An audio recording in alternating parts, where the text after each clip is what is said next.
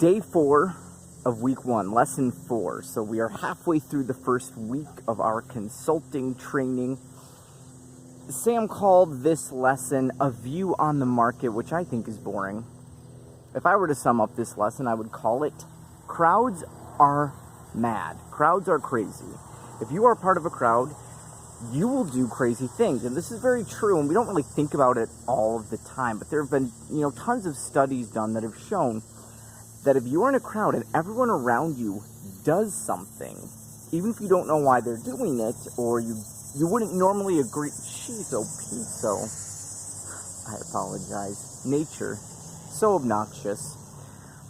If you're in a crowd, you're going to do something that you wouldn't normally do when you were alone.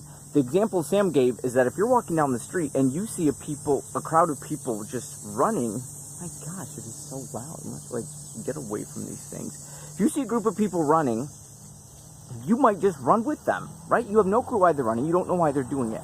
Now, that's a great thing for survival, right? Because they might be getting chased by a bear. So it's great that you are running away with them. However, it's bad in a lot of other ways. People do things over and over, and we all do this because it's just what everyone else is doing, or it's the way that it's always been done. And so what we're trying to do here with this lesson, what Sam's trying to break us out of that mindset and get us really thinking outside the box and take a look at life in a different way. Because what we're going to be doing, if you want to become a consultant, you want to become someone who doesn't have just the regular 9-to-5 job, you have to think differently. And it's so hard, especially if everyone around you is thinking the same way, doing the same thing, because hey, this is what we've always done. And the world is so different. Everything's online now. Everything's in this crazy online world that we're not used to and we don't really understand yet. And I feel like as a millennial, I feel like I'm still the last, we're like the last generation who remembers life without the internet, right? Like when I was a kid, we didn't have the internet. And when we did get the internet, it wasn't anything like what it is today. You didn't live on the internet, right? Everything, your whole life experience didn't exist on Instagram and Facebook and YouTube and all these things and Twitter and all that, just like it does now. So everything has kind of gone crazy. And if you read books like The 4-Hour Work Week, there's all sorts of stuff out there trying to get us to get out of this mindset that we have to go to a brick and mortar building and work at a 9-to-5 job and be someone else's employee.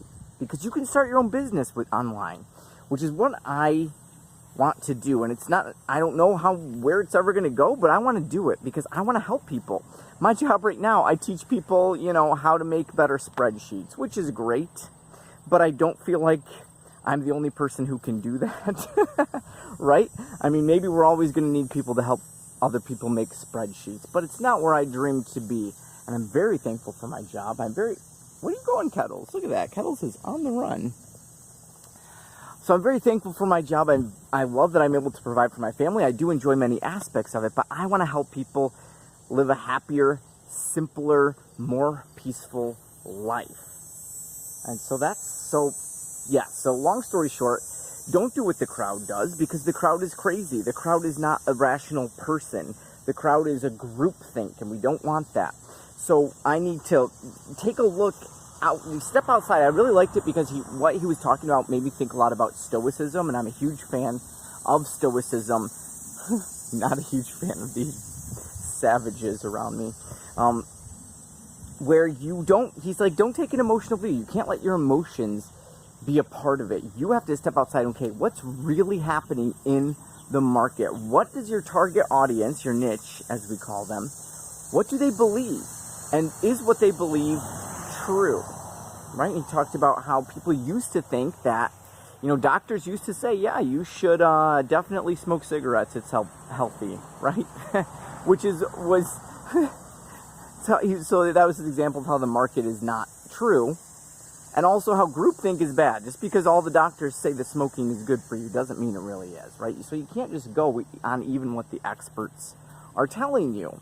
So I'm excited. The next lesson that I'm going to be doing, probably doing it tomorrow, is picking your niche.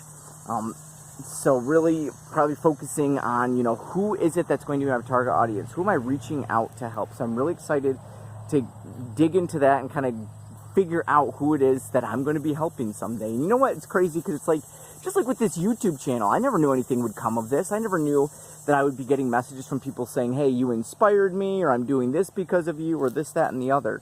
And I don't credit that to myself. I credit it to God and the gifts that I'm able to, you know, allow him to work through me.